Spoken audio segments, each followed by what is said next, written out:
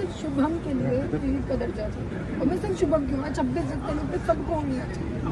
हमें कुछ नहीं चाहिए सरकार से, हमें सिर्फ ये चाहिए कि वो देश के लिए उसने प्राण गए, रिस्पेक्ट चाहिए, सम्मान चाहिए, और वो आप दिला सकते हैं। आप सरकार से कह सकते हैं माननीय प्रधानमंत्री कैसे आपने जो कहा है कि आतंकवादियों के खिलाफ सख्त कार्रवाई होनी चाहिए, जरूर होनी चाहिए। पूरा देश चाहता है, पूरा देश इस समय आपके साथ खड़ा है। मेरा बेटा चला गया कोई बात नहीं, लेकिन आप किसी और का बेटा ना जाए इस तरह। कितने वहाँ पे कितने लोग? 800 से 800 के बीच के लोग। वो बंदा पता नहीं कहाँ से आके हम लोगों के बीच में घुस के। और पहलगाम हमले में जान गंवाने वाले शुभम द्विवेदी के घर पहुंचे राहुल गांधी। नमस्कार, मेरा नाम विश्वजीत और आप देख रहे हैं वाक फॉर इंडिया न्यूज।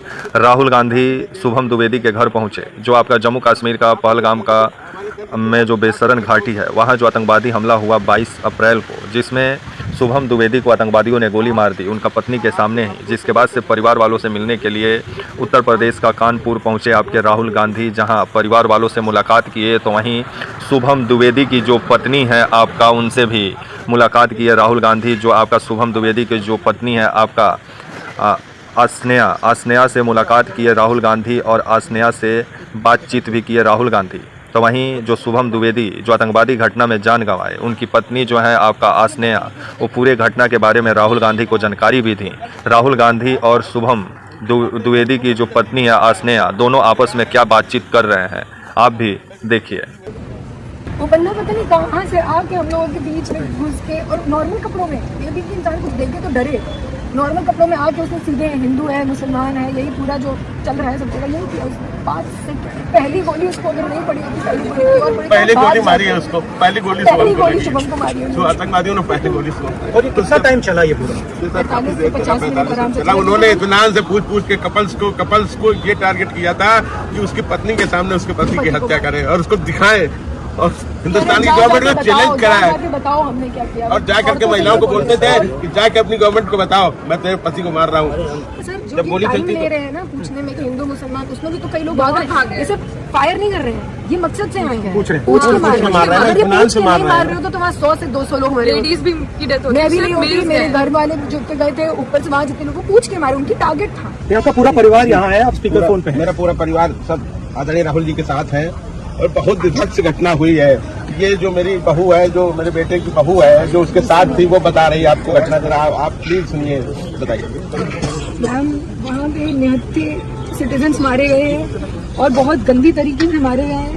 और आप जो हम लोगों के ऊपर बैठे हुए हो, जो सरकार को, इस देश को देख रहे हो, उनको इन 79 मारे गए लोगों को शहीद का पद देना है, शहीद का दर्जा देना है। बस मैं यही उम्मीद, इसी उम्मीद से बात कर रही हूँ, इसी उम्मीद से बस खड़ी हूँ मैं। यही ताकत मुझे खड़ा करके रखी है। तो सही बात है,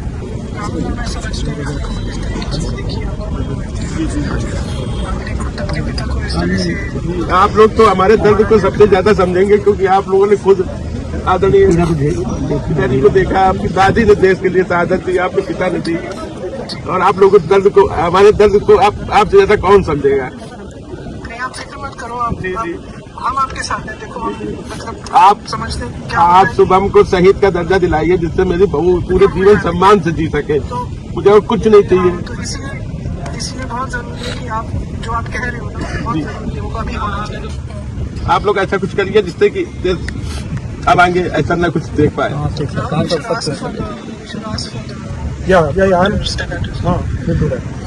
ओके, थैंक यू।